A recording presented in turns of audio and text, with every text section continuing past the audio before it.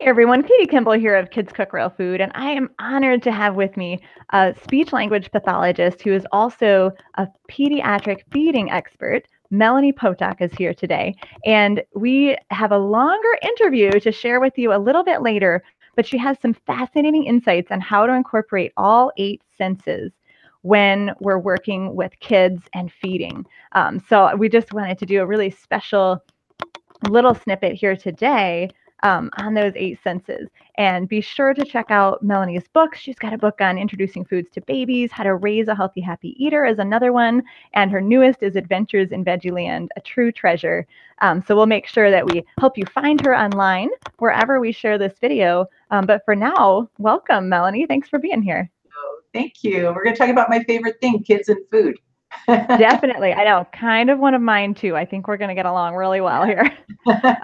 So we all know that, making food taste good is part of helping kids enjoy healthy foods and try new things. But you have really interesting and unique perspectives on employing 8 senses when feeding kids. So first of all, let's just, create some new neural pathways here of parents about the fact that there are more than 5 senses. I feel like that creates a lot of curiosity in me. Can you talk about these 8 senses and how we integrate them into our kitchens and at our family dinner tables? Sure. I think if we all go back to science class in first grade, we think about the 5 senses, right? Let's see if I can remember off the top of my head. Sight, sound, taste, touch, smell. Yeah? Sure. Yeah, that's what I did. Yeah. Something new today, though. We got 3 more. There are actually 3 more. But if you pause for a second and you think about the first 5, all of those really influence a child's willingness to try a new food. You think about the first one, Katie, sight, right? We always talk about how we feast with our eyes. And that's certainly true. But one of the missteps that I often run into, especially when I'm working with a family who's worried about their child's nutritional health, is they tend to put a lot of the preferred food on the kid's plate. So if that kid loves chicken nuggets, they get 5 chicken nuggets when they're 2 years old. Or if they love macaroni and cheese, they get a mountain of macaroni and cheese. And we really have to be careful with that. Kids can always ask for more, but if we want them to pay attention to the other foods on the plate, like the vegetables or some of the semi-preferred foods, then we want to make sure that we don't offer a huge portion of their ultimate favorite. Sure, because they're going to eat that first. And if that satiates them, they're done. They're done with the meal. There you go. Exactly. And when kids first pay attention to food, the sight of the food, they're going to compare it to other files in their brain under the heading of sight. So if you open up your file drawer in your brain and it's got everything in there that you've ever seen before when it comes to food, you're going to compare it to the macaroni and cheese that you love so much. And that's why kids get so brand specific. Do you ever notice that? Oh, not in my family because we don't have a lot of brands, but we just have vegetables and meat and stuff. But I've definitely heard that, yes, you only eat X brand chicken nuggets or mac and cheese are huge on that one. Right. And kids get very detail oriented and really pay attention to even the slightest little speck of something in that mac and cheese. So sight plays a big part of it. And we want to take advantage of that by having kids being exposed to as many different foods as we can. So we want to avoid that big mountain of macaroni and cheese if we can help it, so they can really enjoy everything on their plate. So probably important as we're teaching our kids to eat, don't serve things that look the same all the time, because we kind of don't want to create that file folder to be very narrow. Yeah, we want variety. Yep, absolutely. And we've got to make sure that we serve a variety. Even just a tablespoon of a new food, it should be on their plate. They've got to see it. That's the first step. Even if they're not willing to take a taste yet, at least they're making friends with it from a visual standpoint. Mm-hmm. I love that phrase, making friends with food. I know for our lunches, and I tend to not use them because then I have to wash them, but we have these cute little food picks. Yeah. And so whenever my daughter, sometimes my 10-year-old will pack lunch for her little brothers, and she'll use like 5 of them because she doesn't have to wash them. I see them, my problem. I can change that. But it's so cute. She'll be like, take a picture of their lunches, Mom. They're so cute. And the boys just are head over heels for it. And I do think that when food looks cute or looks fun, and I know that's not exactly what you were saying, but it also does kind of help kids want to eat it more.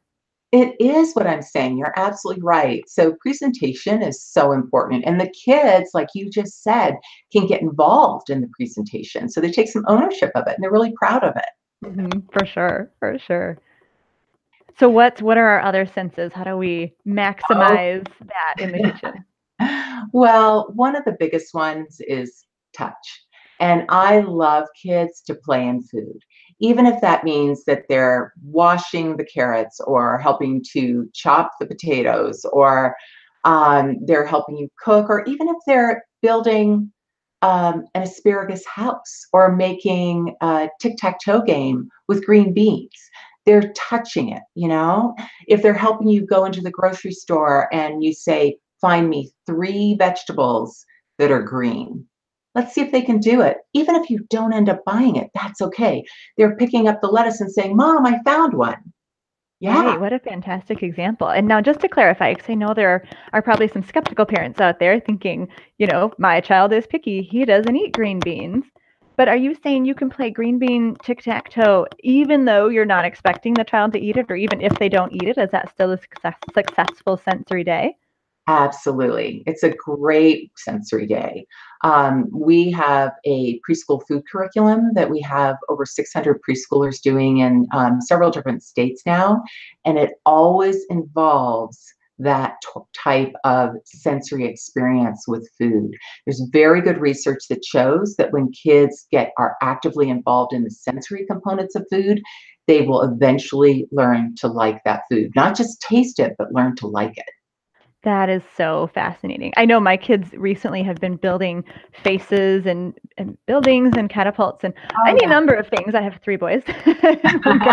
With their vegetables, the carrot sticks and tomatoes and cucumbers and stuff that we serve every day for their whole life, but suddenly they're really into this building thing. And so this is a good reminder for me to let that happen and not tell them quit playing with their food, because that's kind of the knee-jerk response of parents. Now my kids eat them all anyway, but especially if your child's having trouble eating, letting them play with their food is a challenging instruction from Melanie for some of us, but really, really important.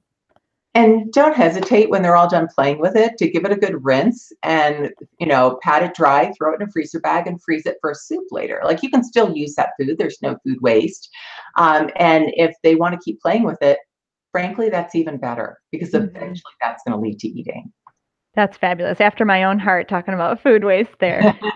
So then I'm thinking about smell. I know, especially with my little teeny ones, I always am having them smell the spices that I'm using. Is that kind of how we want to get kids involved with their sense of smell? Absolutely. And a lot of the children that I work with either have a heightened sense of smell or an under responsive sense of smell. So I always have to consider the whole child and what feels comfortable for their body and how I can get them to a point where they can tolerate more and more aromas. But when you are thinking about smell, you want to think about 2 different types of smell. The smell that we have right under our nostrils. If I can, let me just grab a little something here to show you. Um, Here, for example, I've got a little cough drop, right? In the packet, obviously, I can't detect an aroma. But when I do open it up, what I detect is cherry easily. But when I put it in my mouth and the saliva starts to break down the surface, I now get not only cherry and a little bit of menthol, but this is going to sound a little gross, but it's true. But you also get other flavors that are sitting in your mouth. You'll get, frankly, a little bit of bacteria will mix in with the saliva. You'll get any other food particles that you may have lodged in your teeth because you just ate lunch. And that smell that's created inside the oral cavity actually travels up the back of your throat, up into the nasal cavity to the exact same place in your brain that this smell went, and your brain will compare the two. And that's why a lot of kids are willing to smell food, but not necessarily tolerate it in their mouth, in addition to the texture, the temperature, etc. So, because it's a different experience. For really sensory, kind of over sensing kids, should they brush their teeth before they try a new thing so there's not like other weird flavors in there? Absolutely. And I usually recommend that they brush their teeth just with water. Okay. Because if they brush with peppermint, then you've got the peppermint, or their toothpaste, or brush with just a little bit of paste and then give it a good rinse with some water afterwards. So, Fascinating. I never would have seen that one. No, that's so interesting. And having some water through a straw can really help kids who have a highly sensitive sense of smell. Because when they do go to smell, if they take a little sip of water, that actually cleanses the palate, not only from a taste perspective, but also from the aromatics that occur. So a sip of water is always a really good idea to help kids tolerate smell. Okay, super interesting. We have an interview through the Healthy Parenting Connector with Dr. Nicole Berkins, who's a nutritionist and a psychologist and a former special ed teacher. So she works with kids who have sensory processing disorder. So that one is super fascinating, kind of on this same idea of how do we work with kids who are oversensing or undersensing. Now my curiosity is killing me, Melanie. What are the other three? The ones I don't know. Well, surprisingly, sound. There's great research. We talk a lot about it in Raising a Healthy, Happy Eater. Out of the UK, actually, Dr. Charles Spence is one of the premier researchers on how sound in our environment actually influences our sense of taste.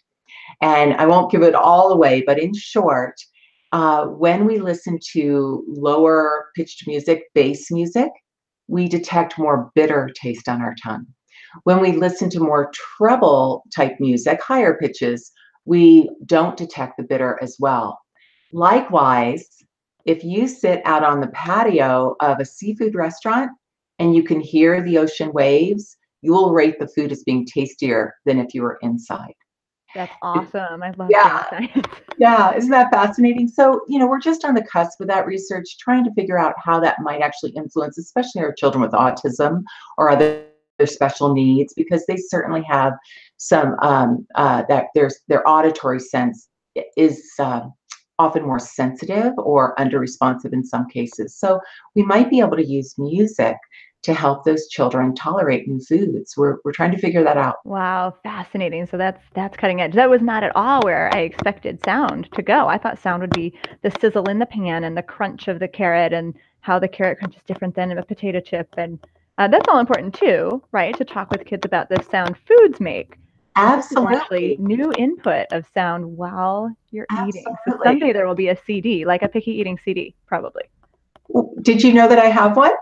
Oh, no. What a great idea that is, actually. I did not know that. You are so funny. We have ESP across the internet here, because just as you were saying that, I was about to say, Katie, I don't think I've ever told you that I have a children's CD called Dancing in the Kitchen. And the song, also called Dancing in the Kitchen, there are 12 songs in all, is all about the sounds in the kitchen and dancing to the chop on the cutting board or listening to the whir of the blender. And all of that comes into play for our kids. So I think you bring up a really good point. That's so great. Now, did you experiment with the higher pitch and less bass in that? Not in that particular CD. That was before I knew about this current research, but I'd love for something like that to be incorporated, especially for our kids who have pediatric feeding disorders. So for sure, that happens at some point.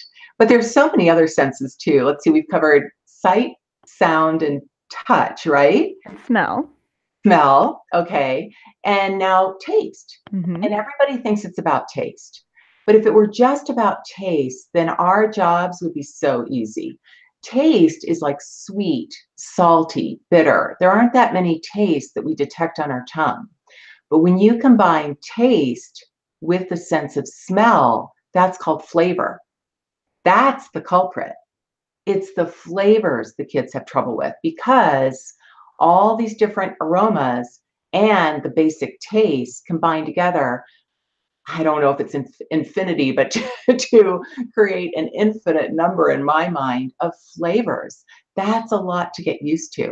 And that's why consistent exposure is so important to new foods and not sticking with the exact same brand of chicken nuggets, because kids can detect the difference.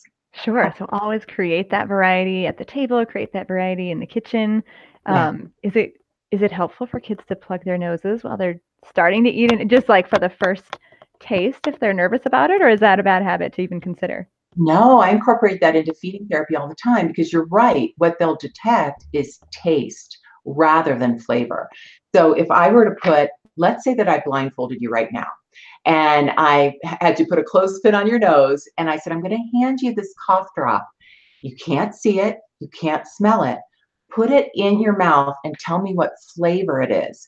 You probably wouldn't be able to tell me cherry, to be honest with you. You'd be able to maybe say it's a sweet berry type of flavor, because all the other aspects of it that determine cherry flavor, they're not available to you. So you bring up an excellent point. Wow. So I feel it's like stair stepping. If kids are struggling, don't try to take them to the top step. That's too big. Give them little steps where they can just do the feel in their mouth and the basic flavor, basic not flavor, taste, and take away all that differentiation of flavor that can overwhelm their senses. I mean, it's fascinating. I love it. Right, Okay, though. so you're still holding out on me though. We've done the basic 5 that we learned in first grade. Okay. Do we get the other 3? Are you going to kill me with curiosity here? Well, the next one we're going to talk about is your sense of balance, your vestibular sense. And that really has to do with your inner ear and just knowing where I am in space right now. So right now I'm sitting on my desk chair. I don't have any arms on my desk chair, and I've got my feet flat on the floor. But if you and I lift our feet up right now, suddenly we're really having to work our trunk in order to balance on this chair.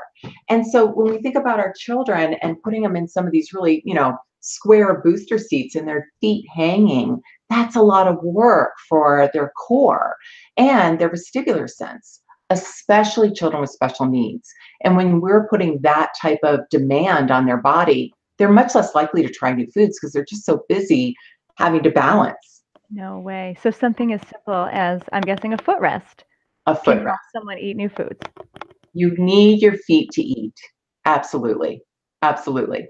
The other sense that comes into play is our sense of proprioception. And what that is it's basically communication between our joints and our muscles that tells our brain where we are in space.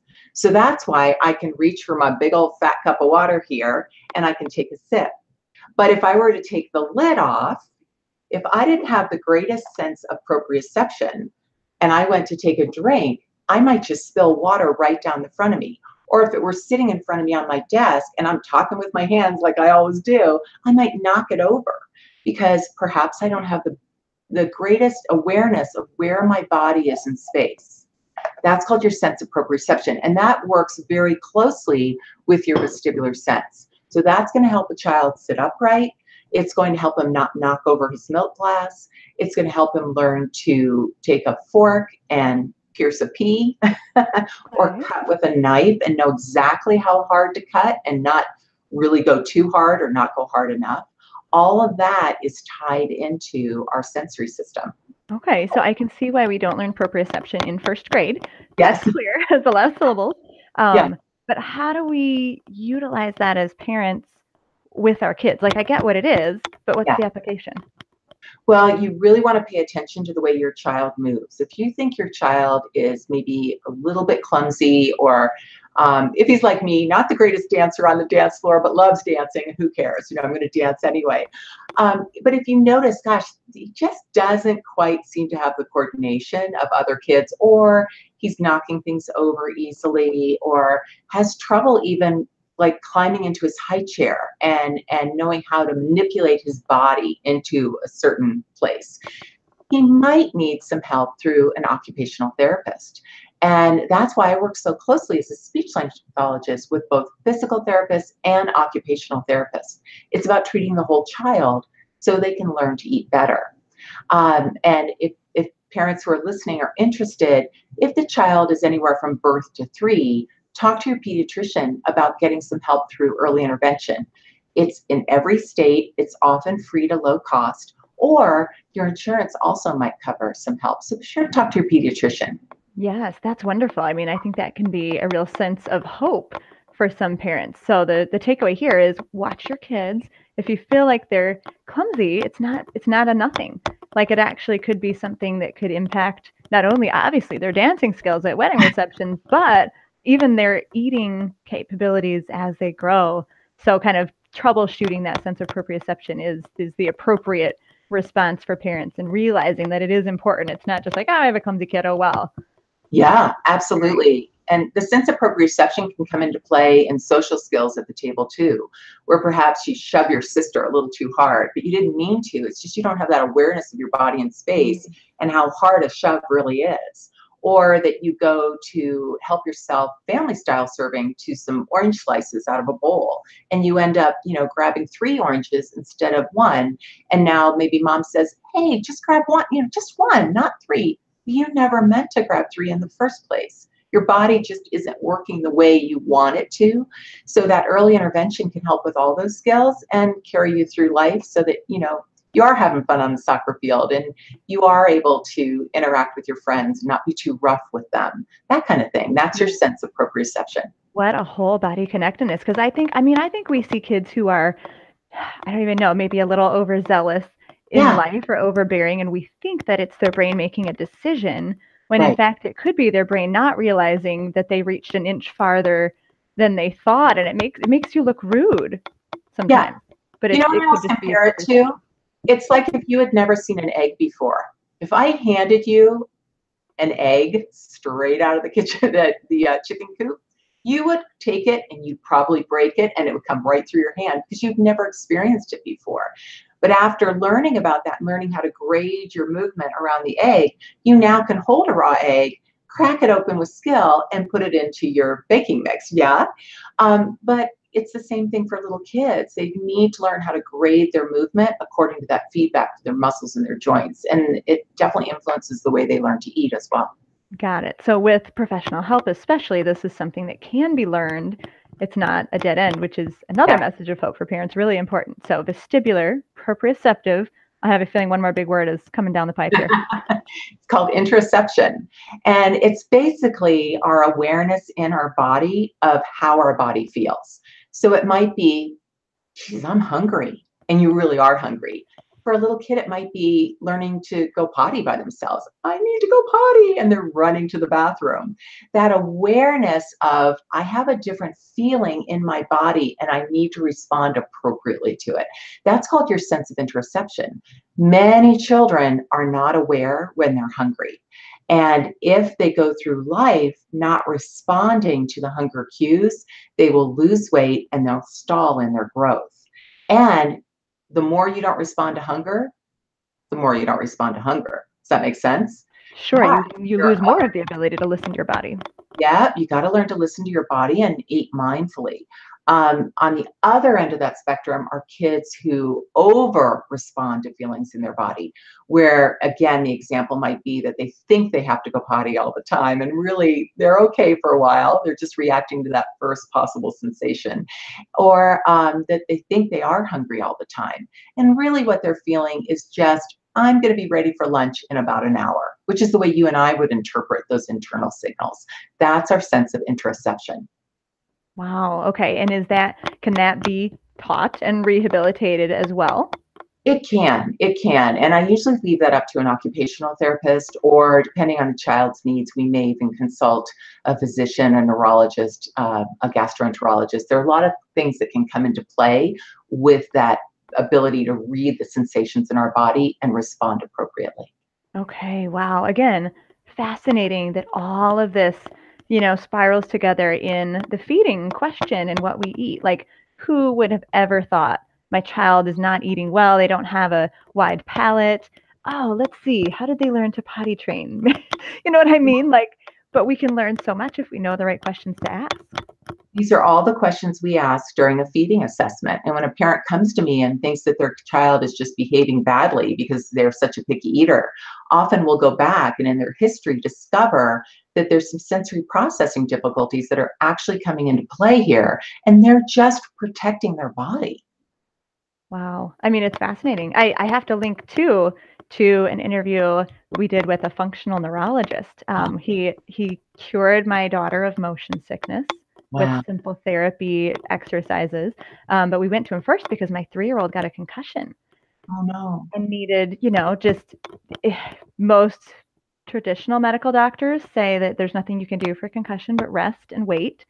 And in this functional medicine world, they know that he always says the brain doesn't heal, it compensates unless you give it therapy to heal. So it's been super fascinating working with him.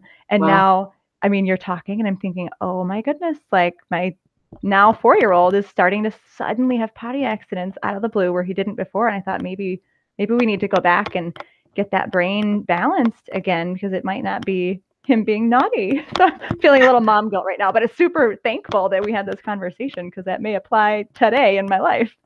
I think what you're really saying is we have to consider the whole child, not just the behavior. The behavior is always a symptom of something else. Right.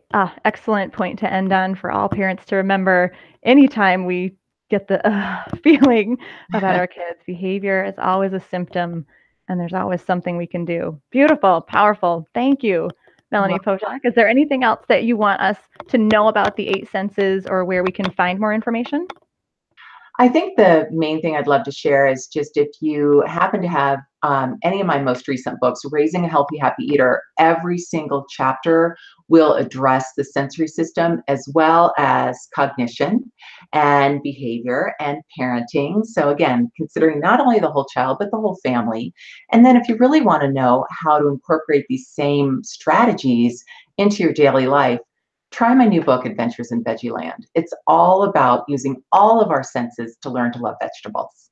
Absolutely, and it's a real treasure. I'm thinking we may need to order a copy. I've got the gimmies now.